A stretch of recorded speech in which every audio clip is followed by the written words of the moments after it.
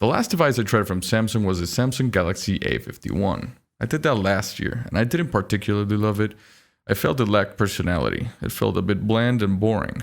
But today, I'm taking a look at the Samsung Galaxy A52. And let me tell you, this phone, although not a flagship, will be one of the best options within the upper middle range for this year 2021. To start with, the A52 has an incredible display. Not surprising coming from Samsung.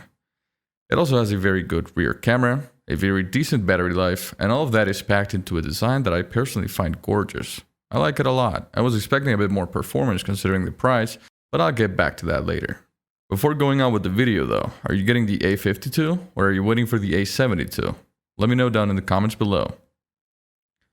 Remember, we have a video dedicated to performance, so we won't spend too much time on it here. I recommend that you go watch that video once you finish seeing this review. I will leave the link down in the description below, along with the full specifications of this device. So let's start talking about design.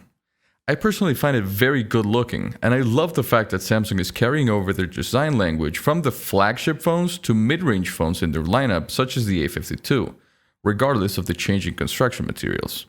The device fits very well in the hands despite not being curved, and the frame, like the back, is made of plastic, although it doesn't really look like it. In fact, I'd say it almost looks like aluminum. Moving on to the lock screen, the facial recognition actually gave Josh a bit of trouble. There is a great possibility that this is due to him wearing glasses. But when I happened to be farther away from the phone, it didn't recognize me either sometimes. Now don't get me wrong, this feature worked perfectly for me the day I set it up, but afterwards it kind of forgot my face somehow, and eventually stopped recognizing me. I fixed this issue though by deleting my face and adding it back in. After that, I no longer had any trouble with it. Even in dimly lit scenarios, it worked fine.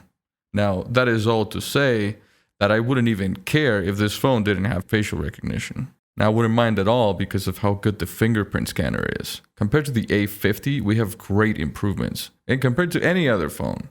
In fact, I removed the plastic screen protector that comes out of the box, and I replaced it with a tempered glass screen protector, and even then, it works flawlessly for me.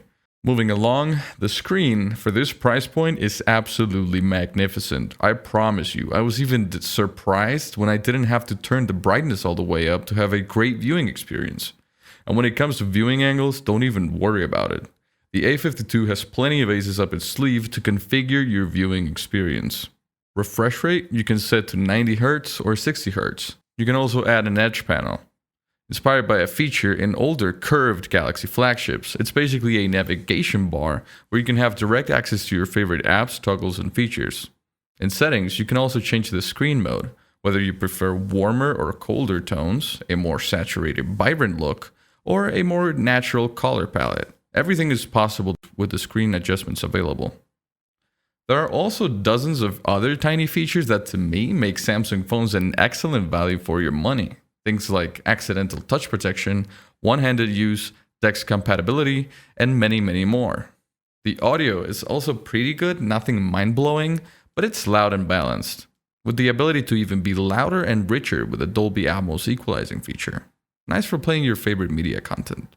Now, as I mentioned, when it comes to performance, I won't take too much of your time here. We have a full video available in the description of this one, but in summary, for the day-to-day, you won't have any problems. Multitasking is great, app startup is blazing fast, and the device didn't have any problems at all running games like PUBG, Call of Duty Mobile, or Free Fire. You could even run heavier games like Genshin Impact in lower settings. Now, moving on to battery, I love the battery life on the A52. In my experience, the phone lasted sometimes up to 30 hours without needing to be plugged in. I was pleasantly surprised. One thing I don't like though is the fact that the A52 supports faster charging with a charger that doesn't come in the box, so you have to buy it separately. Lastly, I really like taking pictures with this phone. Both the front camera and the rear camera worked fine in night photography, and from the get-go, I would like to mention that Samsung did an excellent job in terms of the camera app interface. The Samsung camera UI is in fact probably the best in any operating system. It offers quick access to dozens of camera modes, adjustments, and features. And I like when a phone lets me do what I want instead of doing it for me. So, in conclusion, so you get the Samsung A52. I think so. If you can afford it, it offers a fantastic value for your money. And you will struggle to find any other phone that for this price range has the same features and doesn't sacrifice either battery life, display quality, or other useful features to include them. That's why, in my humble opinion, the Samsung Galaxy A52 is without a doubt one of the best options within the upper middle range this year. If you enjoyed the video and found it useful, a like would be greatly appreciated. Don't forget to subscribe if you're interested in our future content, and thank you for watching. I'm Pablo from the channel Josech TV, and I will see you in the next video.